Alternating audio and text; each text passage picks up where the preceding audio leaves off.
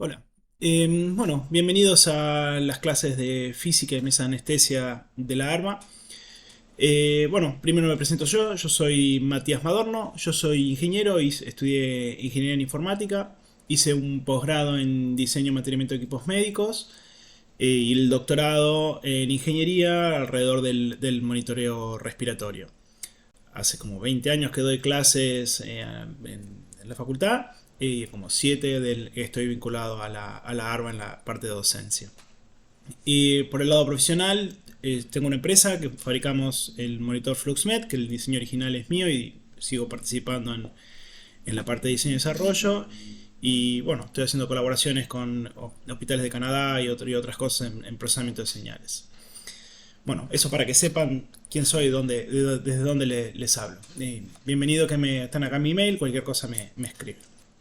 Para generar la dura materia, ¿no? O la que quieran. Vamos. Ahora.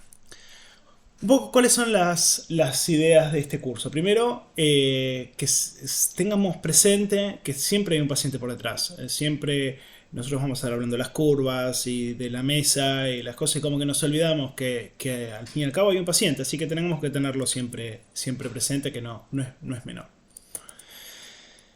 La mesa de anestesia, así como es el dispositivo que le da soporte de vida al paciente, también es una fuente de peligro. Y eso es lo que nos trae a la importancia de conocer bien qué es lo que está pasando en el vínculo entre la mesa y el paciente para poder minimizar estos riesgos y que el paciente le vaya lo mejor posible. Yo quiero que se lleven de esta clase, que es cuál es la relación entre las curvas de flujo, presión y volumen, y que tengan claro que es una resistencia y que es una compliance. Esto por ahí parece como poco, pero es un montón. Si ustedes se llevan estos conceptos claros, van a tener un montón para basarse después. Después cuando veamos las cosas más complejas, cuando las veamos más adelante, siempre termina estando basado en estos principios. Bien.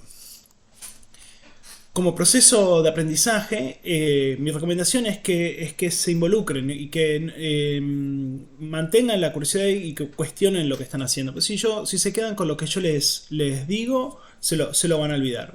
Pero si ustedes cuando lo empiezan a poner en práctica, lo van a poder ver y lo van a poder terminar de asimilar más claramente. Ustedes en una mesa le ponen un pulmón de prueba y van a poder hacer cualquiera de todas las cosas que vamos a hacer ahora, incluso con el paciente, siempre con ciertas restricciones, obviamente. Tienen muchas cosas, digamos. Simplemente evaluar al paciente y ver qué está pasando ahora, como sea que lo estén ventilando, ahí van a tener para cuestionar y ver qué es lo que está pasando. Bueno, vamos a la mecánica.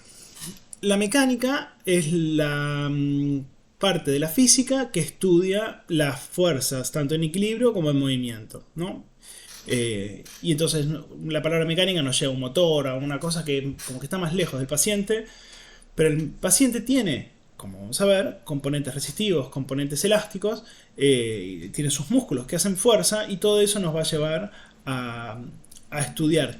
Cuando estudiamos qué pasa eso en ese paciente, es lo que estamos viendo cuestiones de mecánica. Bueno, entonces vamos a repasar los conceptos. Primero, ¿qué es una presión? Una presión es una fuerza por unidad de área, ¿no? Es alguien que está apretando sobre una superficie. La misma fuerza en un área más chica va a ser una presión más grande o la, si yo, como tenemos ahí en el gráfico, la ley de los gases, me sale un poco trabado, si comprimimos vamos a tener un mayor volumen y si aumentamos el volumen, si comprimimos vamos a tener menor volumen y eso va a generar un aumento de la presión. Y si aumentamos el volumen va a hacer que baje la presión. Bien, unidades de presión, lo que en general las vamos a medir en centímetros de agua. Bien. Flujo.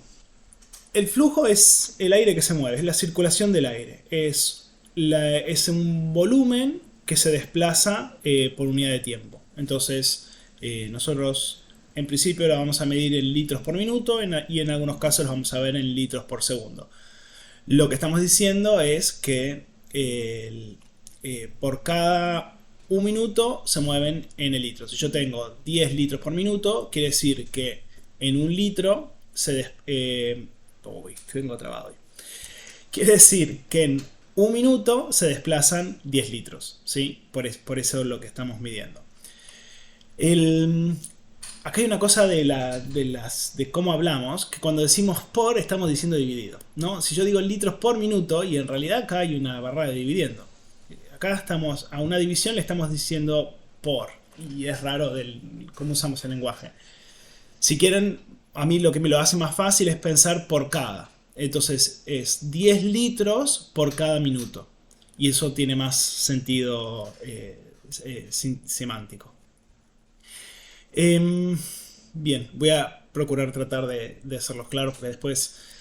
estas son cosas que ustedes normalmente hacen, son matemáticas que las están habituados a hacer, pero cuando les cambiamos las unidades todo parece más raro. Bien.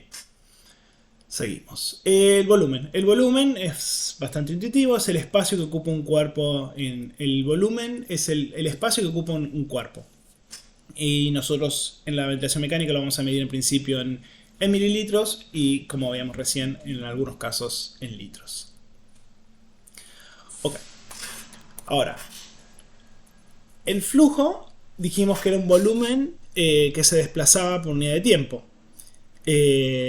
Entonces ahí hay una relación entre el flujo y el volumen. Sí, yo como decía recién, 10 litros por cada minuto. Entonces si pasa un minuto se desplazaron 10 litros. Entonces hay una relación entre el flujo y el volumen que está dada por el tiempo. Esto es, matemáticamente, la integral del flujo es el volumen. Y la derivada del volumen es el flujo. Que es una forma matemática de expresar estas cosas. Cuando decimos 10 litros por cada minuto, si yo espero un minuto y sumo cuánto flujo pasó, los 10 litros que pasaron en ese minuto, tengo los 10 litros. Ahora, yo lo podría hacer en intervalos más chicos. Bueno, si no espero el minuto entero, espero un segundo y sumo cuánto flujo pasó durante ese segundo, voy a tener un volumen. Y la suma de todos esos segundos me va a dar el volumen total. Ahora yo puedo hacer los intervalos más chicos para medir en forma más fina. Y bueno, eso es la integral. Que bueno, ¿y por qué tenemos las dos curvas? Si al final es la misma información, porque el tiempo pasa y yo no tengo nada para hacer con respecto al tiempo. Entonces va a seguir pasando. Entonces, si tengo la curva de flujo, matemáticamente puedo obtener la de volumen. O si tengo la de volumen, puedo obtener la de flujo. Entonces no hay información nueva, porque está toda la información ahí. Pero si nosotros tenemos normalmente las dos curvas porque es más fácil visualmente ver las cosas en una u otra curva. Si yo en esta curva de volumen les pido cuánto es el momento donde cambiaba el volumen más rápidamente, cuál era el flujo más alto, es difícil de ver. Digamos, yo tengo la curva acá, entonces es más fácil, pero tendría que analizar la pendiente. Entonces, ¿es acá? ¿Es más arriba? ¿En qué parte de esto es el flujo máximo? Y sin embargo en la curva de flujo es muy fácil, es en este punto. Acá lo que estamos dudando es muy poquito, es eso. Y entonces este es el punto de máximo cambio de volumen. Y lo mismo, entonces hay cosas del flujo que son más fáciles de ver. Del flujo y volumen hay cosas que son más fáciles de ver en la curva de flujo y otras que son más fáciles de ver en el volumen. Si yo les doy esta curva de flujo y les digo, bueno, ok, ¿qué volumen inspiró este paciente? Y eso, bueno, es el área que hay acá abajo de esta curva. Y si yo les doy dos ventilaciones con dos formas distintas, saber si el volumen es el mismo es más difícil. En cambio acá, el volumen que tenemos es es el valor que llegó en este punto. Y si quiero comparar esta respiración con otra, es, bueno, ¿llegó hasta la misma altura o no? Entonces visualmente es mucho más sencillo. Y es por eso que, por más que matemáticamente es lo mismo, usamos las dos curvas. Bien. Vamos a acelerar, a poner las cosas un poco más interesantes. ¿Qué es la resistencia?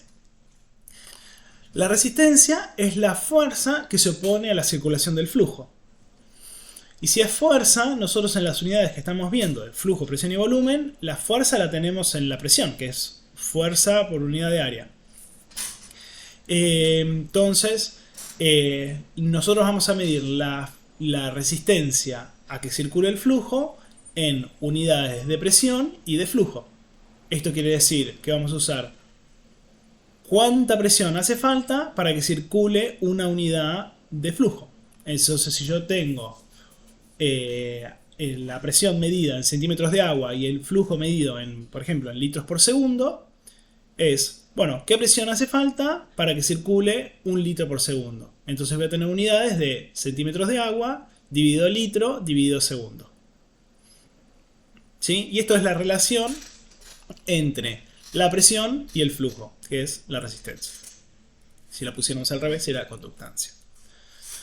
Bien, vamos a jugar un poquito con la resistencia. Bueno, nosotros tenemos la ley de Ohm que nos dice que la presión es igual al flujo por la resistencia. Esta es la misma que la ley de Ohm de la corriente eléctrica. Y esto nos dice que esto es una ecuación con tres variables. Tenemos la presión, el flujo y la resistencia. Entonces, si conocemos dos, podemos calcular la tercera. Entonces, si nosotros medimos la presión y el flujo, dividimos la presión por el flujo y nos va a dar la resistencia. ¿Sí? De hecho, así es como se mide la resistencia. Hay dispositivos que hacen al revés, que como conocen su resistencia, miden la presión y entonces calculan el flujo o al revés. Bien, eso nos estamos yendo. Bueno. Ahora, si nosotros tomamos la definición, o vamos a hacerlo distinto. En forma teórica se puede modelar cuánto es la resistencia de cuánto va a ser la resistencia de un tubo. ¿Sí? Esta modelización tiene sus cuestiones, no es ideal, pero en principio funciona. Y yo lo que quiero ver es la sensibilidad que tiene cada uno de los componentes, más que medir un tubo y calcular qué resistencia va a tener. Si nosotros miramos la resistencia de un flujo laminar, tenemos que se puede estimar con esta fórmula, donde es 8 multiplicado por la viscosidad, multiplicado por el largo, dividido el radio a la cuarta y por pi. ¿Qué podemos cambiar acá? En principio, mientras usemos aire, si usan otros fluidos pueden cambiar la viscosidad, pero en principio por ahora estamos viendo la parte en el aire, entonces la viscosidad va a ser constante. No la vamos a cambiar porque tenemos aire. Usando heliox, otras cosas se puede cambiar, pero vamos por lo primero con el escenario más sencillo. La viscosidad no la vamos a cambiar. 8 siempre va a valer 8. En el largo, bueno, hay cosas que podemos cambiar en el largo y hacerlo más largo, más corto. ¿Qué pasa si duplico este largo? Si duplico el largo, esto es 2L. Entonces la resistencia se hace el doble. Todo lo demás se mantiene constante. Entonces, obviamente, cuanto más largo, mayor va a ser la resistencia. Y ahora, en el denominador tenemos pi, que es de vuelta es constante, eso no va a cambiar. Y tenemos el radio elevado a la cuarta. Ahora, como esto está dividiendo, cuanto más grande se haga, más chica va a ser la resistencia. Y que esté a la cuarta quiere decir que lo tenemos que multiplicar por sí mismo 4 veces. Entonces, si ahora hacemos el ejercicio de hacer que este radio, así como hicimos con el largo, este radio ahora es el doble, ahora queda 2R a la cuarta. Y 2 a la cuarta hay que multiplicarlo 4 veces por sí mismo. Entonces tenemos 2 por 2, 4, por 2, 8, por 2, 16. Un cambio de duplicar el radio hace que se haga 16 veces más chica la resistencia. Lo mismo al revés. Si yo hago que este radio sea la mitad, la resistencia va a ser 16 veces más grande. Un cambio muy pequeño en el radio, o el diámetro, lo mismo, va a cambiar un montón la resistencia. ¿Sí? Piensen en un tubo que se acoda, en las secreciones en el tubo, un broncoespasmo, son todas que afectan al radio y van a hacer que afecten enormemente a la resistencia. Bien. Bueno, entonces, qué estamos viendo? Si tenemos dos recipientes conectados con un tubo, tener un modelo sencillo para poder jugar y comparar con lo que estamos haciendo, tenemos de un lado una presión 1 y del otro lado una presión 2, eso nos va a generar un delta P. Entonces, si hay un delta P, va a haber un flujo de mayor presión a menor presión. Y esto lo que va a hacer, digamos, esto es bastante intuitivo. Ahora, ¿qué tan rápido va a ser ese flujo? Va a depender de la resistencia. Entonces hacemos la diferencia de presión entre los dos puntos, va a ser igual al... bueno, hay que ver cuáles variables tenemos. Si tenemos la diferencia de presión y medimos el flujo, podemos calcular resistencia. O si tenemos la diferencia de presión y conocemos resistencia, podemos medir el flujo. ¿Sí? Bien, ahí vamos con resistencia. El otro gran componente, la compliance. La compliance es la relación entre... o vamos un paso antes. La compliance describe el componente elástico. ¿Sí? Entonces, si nosotros tenemos un resorte lineal, si lo estiramos, vamos a tener más fuerza. Y cuanto más lo estire, más fuerza va a ser ese resorte.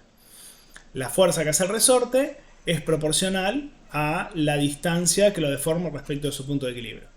Eso es, un resorte es un componente elástico lineal. Si nosotros lo llevamos a un componente elástico tridimensional o de volumen, un globo o el sistema respiratorio, nosotros podemos estudiar el componente elástico de ese componente. Esto es, un componente elástico es un componente al que yo le entrego energía, la almacena y después me la devuelve. Así como el componente resistivo, yo le entrego energía para que circule ese flujo, pero esa energía se perdió, se transformó en calor o cualquier lo que esté generando esa resistencia. En el componente elástico, esa energía no se pierde, se almacena en el componente elástico y después se puede aprovechar. Ya lo vamos a ver. Entonces, ok, nosotros medimos fuerza a través de la presión y la deformación del componente elástico, cuánto se aleja de su punto de equilibrio en volumen. Entonces, lo que me describa al componente elástico tiene que tener unidades de volumen y de presión. Entonces yo mido cuánto varía el volumen respecto de cuánto varió la presión, voy a tener la compliance.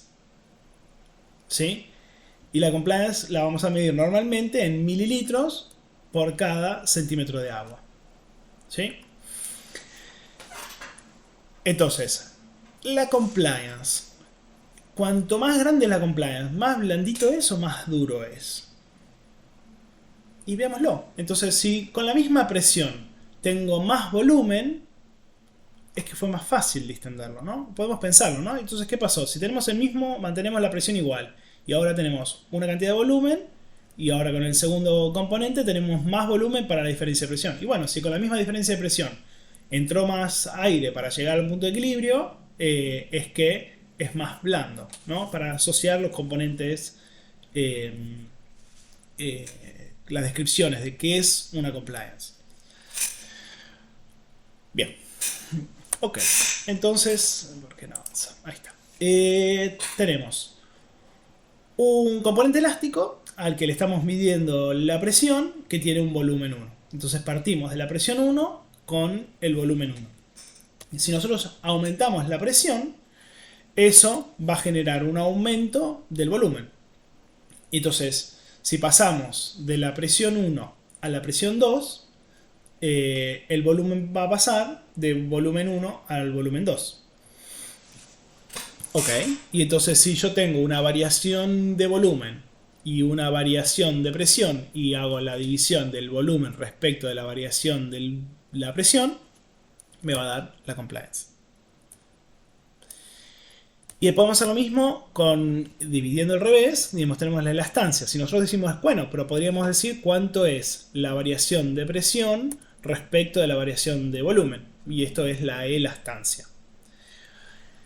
Tenemos que pensar un detalle, pero para mí, a mí me es importante, así que yo se lo voy a decir. Después si lo ignoran.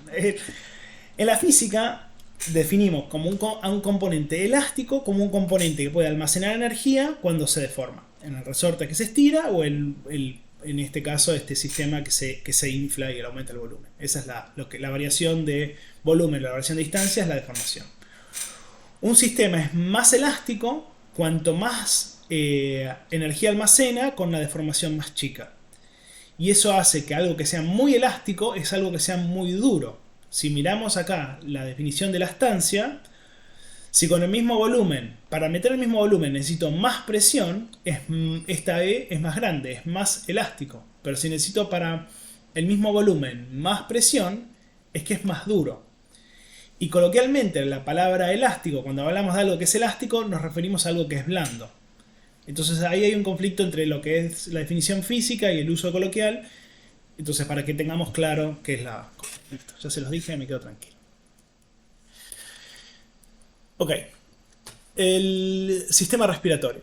Si tenemos nosotros, por un lado, la definición de un componente resistivo, por otro lado, la definición de un componente elástico, los podemos juntar y armar un sistema respiratorio, el modelo más sencillo de sistema respiratorio que podemos armar, que es un modelo de dos elementos. Y este modelo va a estar dado por una vía, perdón, una vía aérea que va a tener una resistencia y una cavidad que se va a distender que va a tener un componente elástico.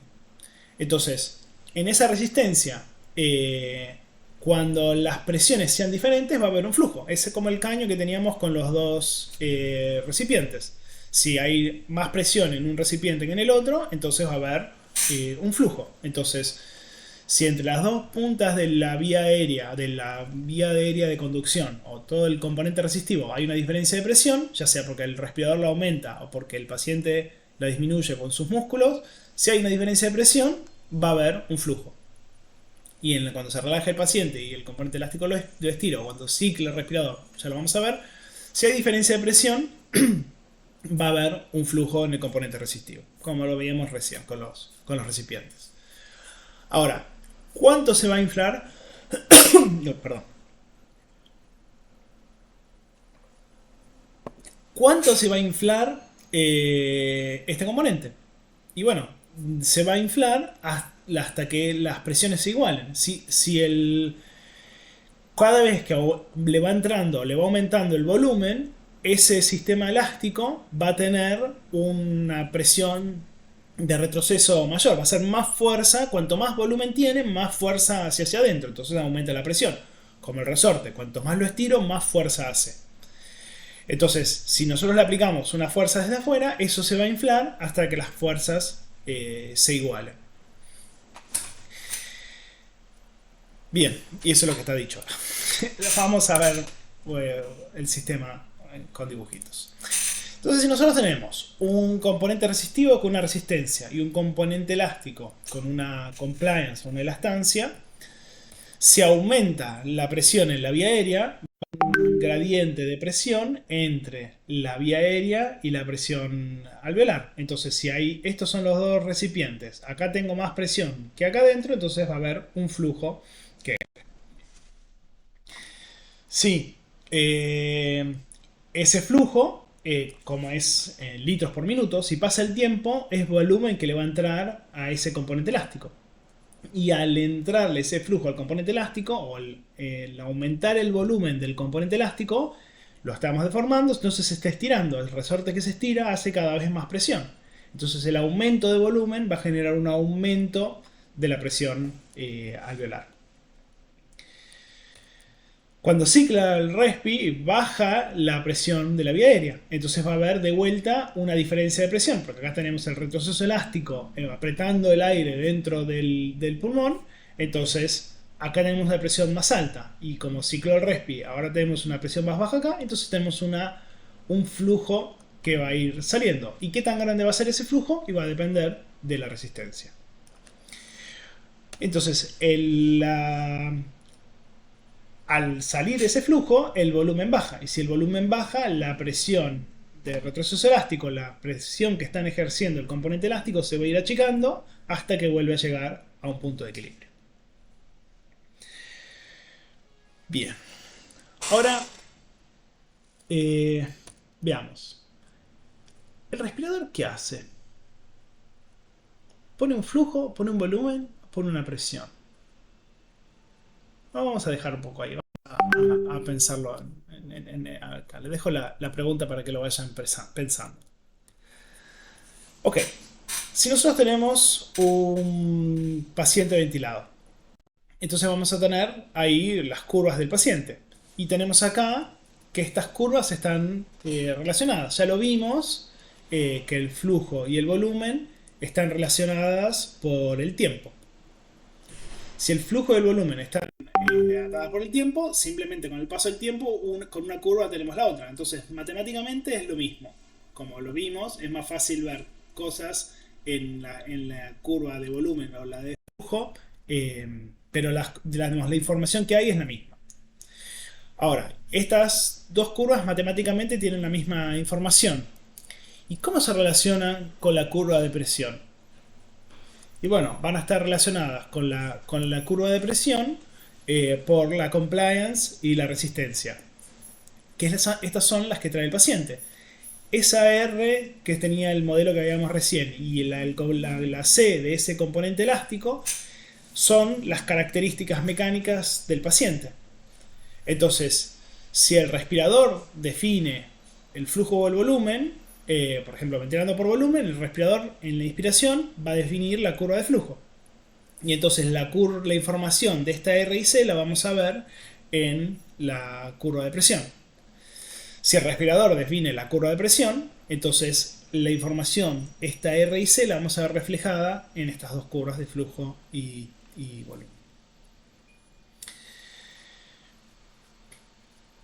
Bien, vamos a cerrar esta primera clase acá.